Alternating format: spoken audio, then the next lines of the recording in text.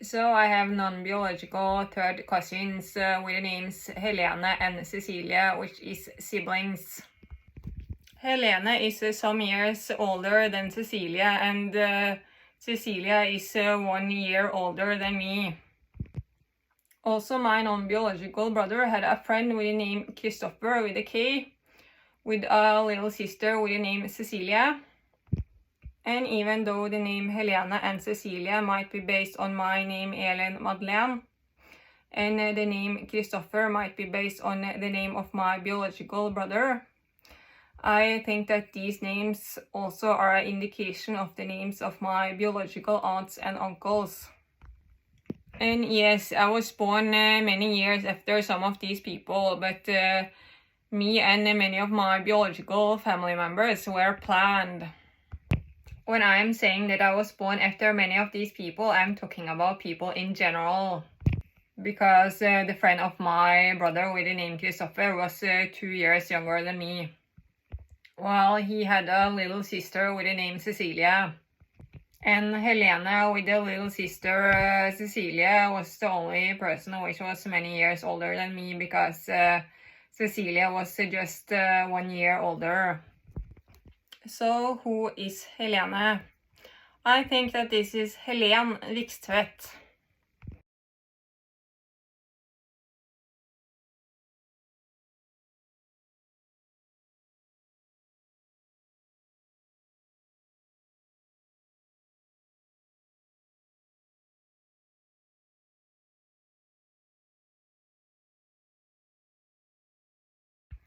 And even though people usually have this name Helene because they are copying me and my name, it seems like people are trying to make a picture of my biological family in my surroundings. So why do I think that Helén Vikstvedt is my biological aunt? Because she has this big head shape and this hair type, which is very characteristic for my biological family, Skanke. However, she has the height of 183 centimeters, which is the height of Ben Fogle, which is assumed to be in the biological family with my biological half-brothers because of his appearance. Which means that she is probably a Skanke Jensen.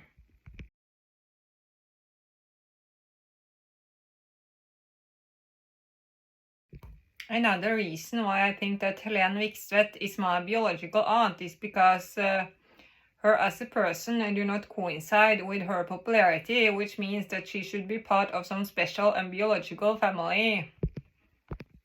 And even though she is not so very popular now and these days, she has been very popular. And the last name of Helén Vikstvedt is very similar to the name of this Norwegian adverse, which is the Vixen adverse.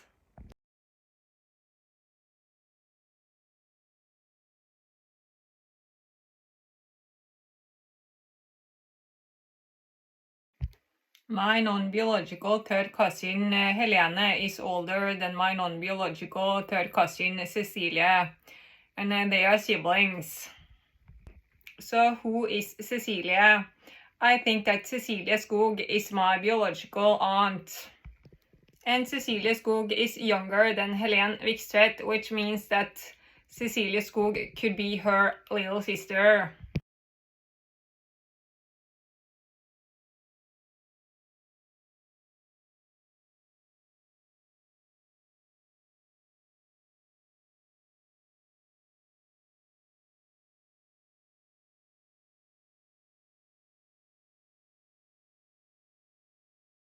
So what makes me think that Cecilie Skog is my biological aunt? Well, she looks like Sarah Jessica Parker, which is my biological aunt. Sarah Jessica Parker looks like my biological family, Skanke.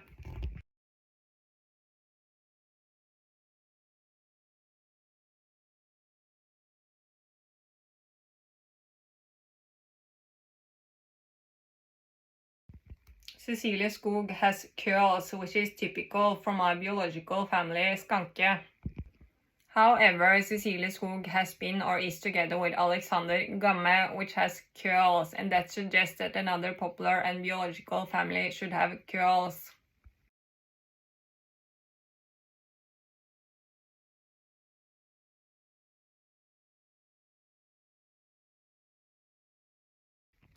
Cecilie Skog has the same eye color as Sarah Jessica Parker.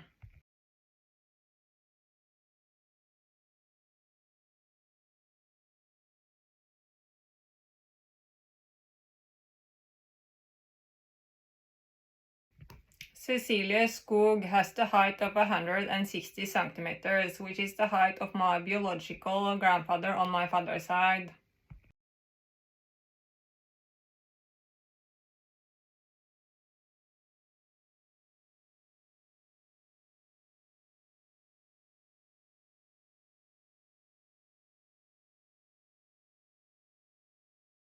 Her last name Skog is similar to my biological last name Skanke. And if her non-biological last name is based on her biological last name, that suggests that this should be the last name of her father according to last name tradition. But her assumed mother and my biological grandmother with this name Skanke is a woman. So does this mean that she is the cousin of my biological father and not his sister? I do not think so, because there is a lot of other things connecting her as the sister of my biological father. For instance, she looks too much like Sarah Jessica Parker to be anything other than my aunt. But the thing is this, that she looks like my biological family Skanke. Therefore, it might be better to place her together with some biological family members from the family Skanke, so that it looks like her non-biological family members are her biological family members. Because they are, it is just that this is not her closest biological family members. Or never mind, because this logic would apply if Cecilie Skog was my cousin.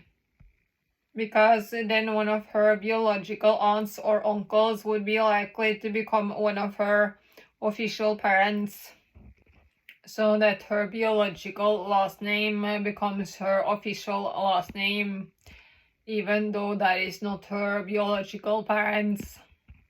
Or screw this, it is not more normal to be placed together with a biological aunt or uncle if you are a biological cousin.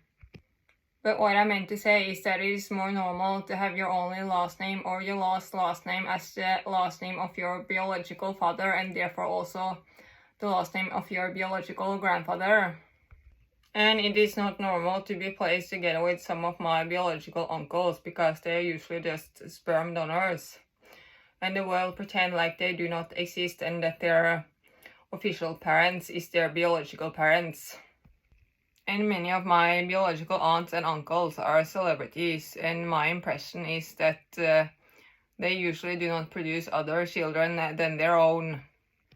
However, my biological family Strand is probably a lot more powerful than my biological family Skanke, because that last name follows the smart and sensitive males in my biological family, and that gives certain people the right to adopt certain other people, and then they get names based on that. My non-biological brother had a friend with the name Kristopher, with a little sister with the name Cecilie. So, who is Kristopher? I do not know, because there is no particular person which stand out in a particular way.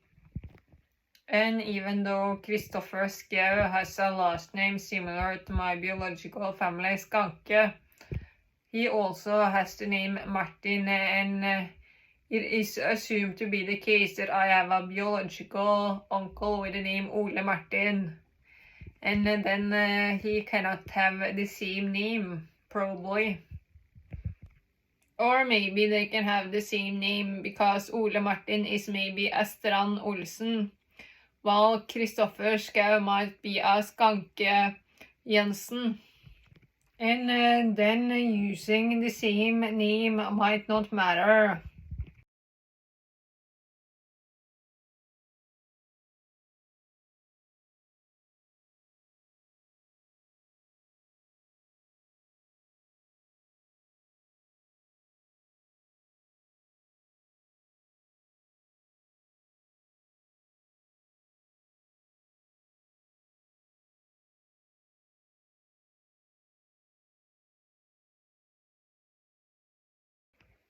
Or I think that Kristopher Schau is my biological uncle because just like Cecilie Skog, he has the Norwegian word for forest as his last name. And the friend of my non-biological brother with the name Kristopher was older than his little sister Cecilie. And guess what? Kristopher Schau is older than Cecilie Skog. And even though I might have another uncle with the name Martin, just like Kristopher Schau, I also have 2 cousins with almost the same names, Kristin and Christina. Even though they are located at the same side in the biological family tree. Kristopher Schau was even married to a person with the Norwegian word for forest as her last name. And even though Kristopher Schau was probably not married to someone in his own biological family, people name themselves based on this popular and biological family. Therefore, this connects Cecilie Skog and Kristopher Schau closer together. And even though Kristopher Schau also could have been named based on some other popular people, his popularity indicates that he is the original person.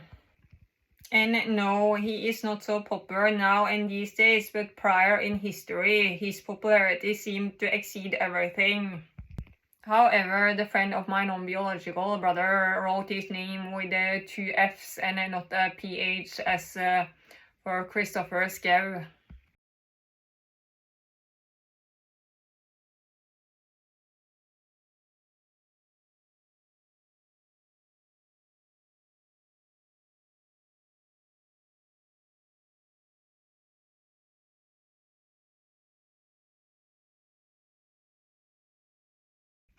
As you understand from watching this video, I have a good gut feeling because I picked out this Kristopher right away, while I realized while making this video that it was the correct Kristopher.